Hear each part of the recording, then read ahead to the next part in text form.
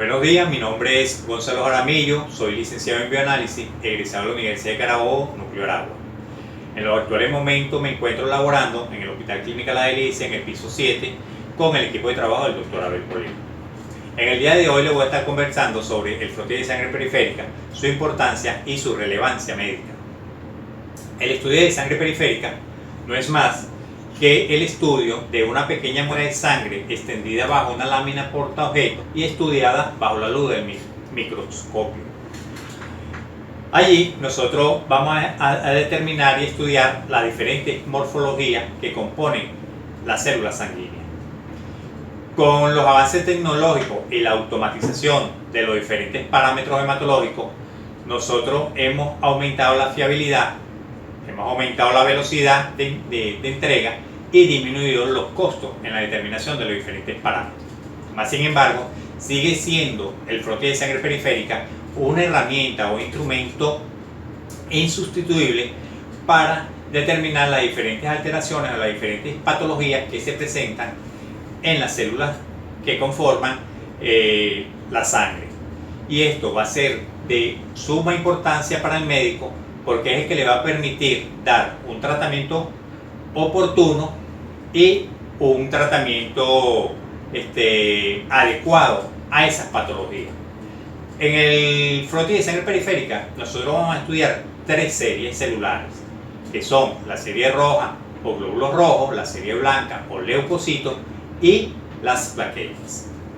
En la serie roja nosotros vamos a estudiar los eritrocitos, y los eritrocitos son células de color rojo con un diámetro entre 7 y 8 micras, con un volumen de entre 80 y 100 femtolitros, tiene una forma de disco o dicóncavo o una esfera desinflada, y en su interior contiene una proteína en cuya molécula está presente el hierro, y este es el que le va a conferir el color rojo característico del hematíe. Es lo que denominamos nosotros la hemoglobina, que tiene la función de llevar o transportar oxígeno de los pulmones a los tejidos y el CO2 de los tejidos hacia los pulmones para ser excretado luego al medio ambiente. Entre las alteraciones morfológicas de los eritrocitos o de los hematíes podemos observar alteraciones con respecto al tamaño y alteraciones con respecto a su forma. Con respecto al tamaño, aquí observamos en la lámina, estamos hablando de anisocitosis y lo podemos definir como un estado patológico o una alteración de los glóbulos rojos donde se presentan dimensiones extremadamente variables, ¿no? Es decir, que no todos van a tener el mismo tamaño. Podemos observar en la imagen hematíes de diferente tamaño. Lo más pequeño lo vamos a denominar microcitos, que son células menores a los 7 micrómetros de diámetro y van a tener un volumen menor a los 80 femtolitros. Ellos van a estar asociados a ciertas patologías, como son las anemias ferropénicas, las anemias sideroblásticas y las talasemias. Otras alteraciones del tamaño son los macrocitos, como lo observamos en la lámina o en la imagen. Son células con un diámetro por encima de los 8 micros y con volumen superior a los 100 femtolitros. La causa principal de esta microcitosis es la deficiencia de vitamina B12 y de ácido fólico. Ellas también pueden estar presentes en otras alteraciones etiológicas o otras patologías de etiología variada, como es el alcoholismo, los fármacos, el hipotiroidismo y las enfermedades hepáticas. Aquí vemos el ejemplo de un paciente con anemia ferropénica o anemia microcítica, que es una anemia por deficiencia de hierro y que se define como la disminución de la concentración de hemoglobina por deficiencia de hierro. Observamos los microcitos, aquí vemos los glóbulos rojos que son de menor tamaño con un color claro, esto es debido a la falta de hemoglobina, y también podemos observar en los glóbulos blancos que son de tamaño normal. este tipo de anemia solo afecta a los hematíes. En la siguiente lámina tenemos un paciente con anemia perniciosa, que es una anemia que se caracteriza porque el cuerpo no es capaz de producir suficiente glóbulos rojos, y esto ocurre cuando los intestinos no pueden absorber apropiadamente la vitamina B12.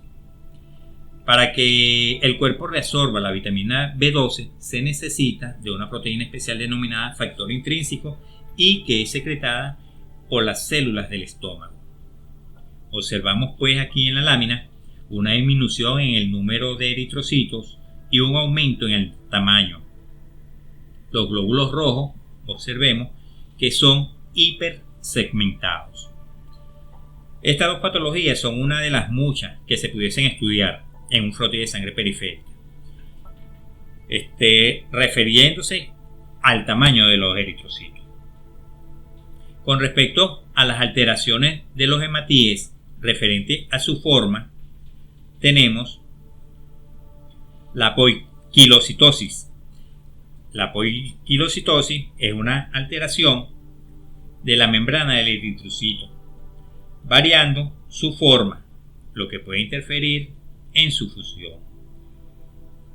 Los principales alteraciones en cuanto a la forma que nosotros no podemos encontrar en un frotis de sangre periférica están los drepanocitos, que son hematíes que se deforman, así como lo podemos ver en la siguiente lámina, que ellos se van a deformar hasta adquirir una apariencia de hoz. Esta deformación entonces entorpece la circulación sanguínea y causa obstrucciones vasculares, puede causar microinfartos y hemólisis. Aparecen principalmente en las anemias falciformes. Estas alteraciones en cuanto a la forma y tamaño de los hematíes van a estar asociadas a las anemias, y es de allí su importancia en su identificación para poner un tratamiento oportuno y adecuado al paciente. En la siguiente lámina podemos observar los dacriocitos, que son hematíes que tienen forma de gota o de lágrima, y estos son consecuencia de una enfermedad que afectan principalmente a la médula ósea, como es la mielofibrosis. También cuando hay cambios genéticos que llevan a defectos en el proceso de la síntesis de hemoglobina, como ocurre en el caso de la talasemia. En la siguiente lámina podemos observar los helictocitos, que son hematíes con forma oval o forma elíptica. Se producen en las anemias ferropénicas, en la megaloblástica, en la mielofibrosis, pero es típica o es más común en la helictosis hereditaria. Siguiente lámina, codocitos, que son hematíes que tienen forma de diana, tienen un centro con un punto coloreado, y se le dice que tiene forma de células diana por el tirol blanco, ¿no? Esas son las más fáciles de identificar en el frotis de sangre periférica porque nos hablan por sí solas, y esta la podemos observar en anemias hemolíticas, en la hemoglobinopatía C, en las talasemias y en las anemias ferropénicas, pero muy graves.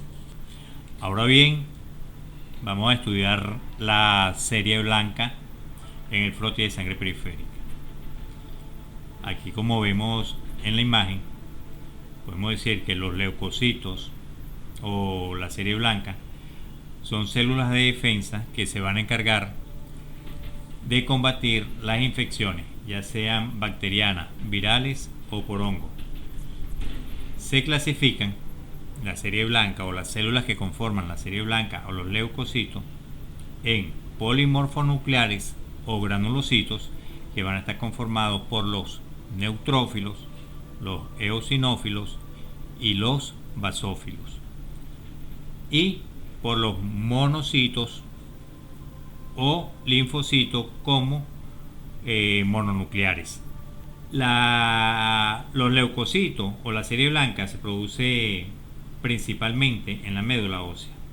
a partir de células precursoras. Los neutrófilos son células aproximadamente de 10 a 12 micras, tiene un núcleo multilobulado y la función es combatir a las infecciones producidas por hongos y bacterias. Ella tiene un valor aproximado en el cuerpo del 62%.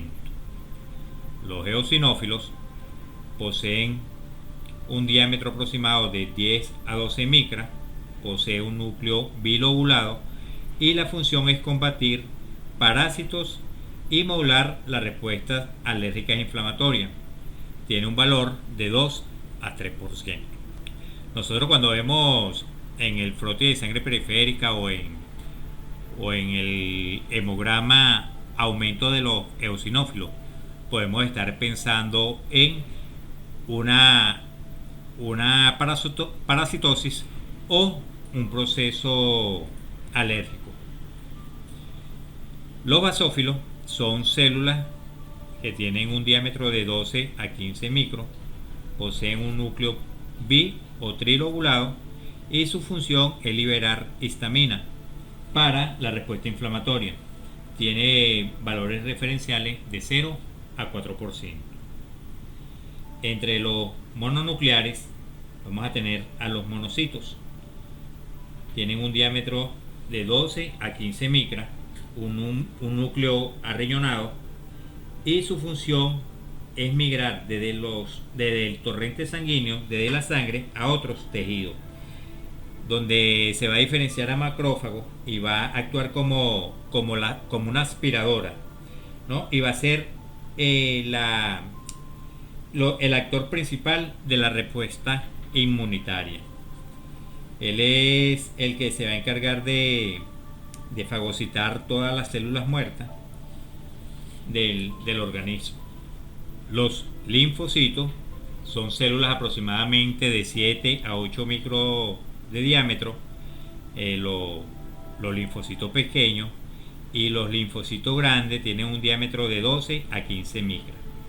Poseen un núcleo redondeado excéntrico y su función es liberar anticuerpos, cooperar con la activación de los linfocitos T y destruir células infectadas por virus.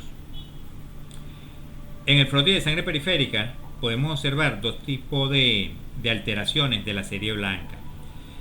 Una que es la leucopenia, que se define como una disminución de los leucocitos por debajo de 4000 células por milímetros cúbicos. Y la leucopenia no es una enfermedad, sino es una señal de que está ocurriendo algo en nuestro cuerpo. Cuando nosotros observamos leucopenia en el frote de sangre periférica o en un hemograma, nosotros podríamos estar pensando que está asociada a varias causas, como enfermedad de la médula ósea, enfermedades autoinmunes, enfermedades del tiroides, enfermedad del vaso, y pueden ser producto de una consecuencia de aquellas personas que se estén realizando quimio y radioterapia. También en infecciones virales vamos a ver una leucopenia, una disminución de los glóbulos blancos. La otra alteración que nosotros no podemos encontrar es la proliferativa, que es cuando hay un aumento, y lo nombramos como leucocitosis, cuando hay un aumento en los leucocitos por encima de 11.000 células por milímetro cúbico. En la leucocitosis es cuando los leucocitos van a aumentar en el torrente sanguíneo, y esto ocurre generalmente cuando hay infecciones. En el frote de sangre periférica tenemos que tomar en cuenta, y esta es una de las grandes importancias de este estudio, es que si nosotros conseguimos células inmaduras o anormales, estas van a estar asociadas casi siempre con problemas de la médula ósea, y van a estar asociadas a patologías como las leucemias mieloides agudas y crónicas y las leucemias mieloproliferativas agudas y crónicas.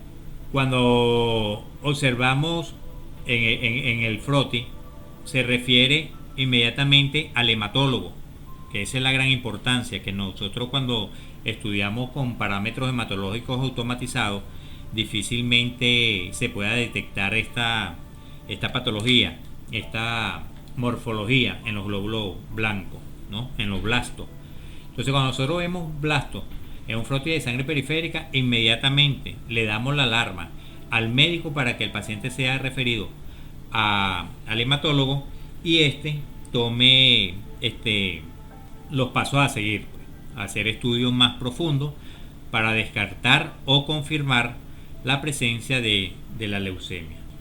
Otra de las células que vamos a estudiar en el frote de sangre periférico son las plaquetas, que ciertamente uno se acostumbra a llamarlas células, pero no son células, sino son fragmentos citoplasmáticos con anucleados y que proceden de la ruptura y liberación de los megacariocitos.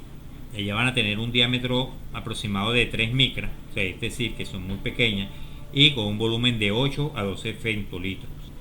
En el extendido de sangre periférica, su importancia va a radicar en que vamos a descartar todos los casos con pseudotrombocitopenia, es decir, con una falsa disminución de las plaquetas. Y esto se puede presentar por dos casos, que son los más frecuentes, ¿no? Por satelitismo plaquetario, que son plaquetas que se van a adherir o se van a unir a otras células circulantes. En particular, ella tiene gran afinidad por los neutrófilos y los monocitos. Y el otro caso es por la agregación plaquetaria. En estos dos casos casi siempre ellos van a estar asociados al ECTA, ¿no? que es un anticoagulante usado para el estudio del frote de sangre periférica. Pero también se pueden presentar estos dos casos, o este caso, como manifestaciones subclínicas, es decir, en la cirrosis hepática, en las enfermedades mieloproliferativas, en las infecciones severas, en el lupus eritematoso diseminado, mononucleosis infecciosa y otras patologías. Es por esto que tenemos que ser bien cuidadosos en la interpretación y en la búsqueda de posibles errores en el frote de sangre periférico, porque cualquier indicio nos está diciendo el cuerpo humano es demasiado inteligente, demasiado perfecto, y él nos avisa con cualquier cambio en su estructura celular de que algo anda mal. Y cuando nosotros lo podemos detectar a tiempo, le estamos brindando la oportunidad al paciente de acudir oportunamente al médico y así evitar complicaciones de ciertas patologías.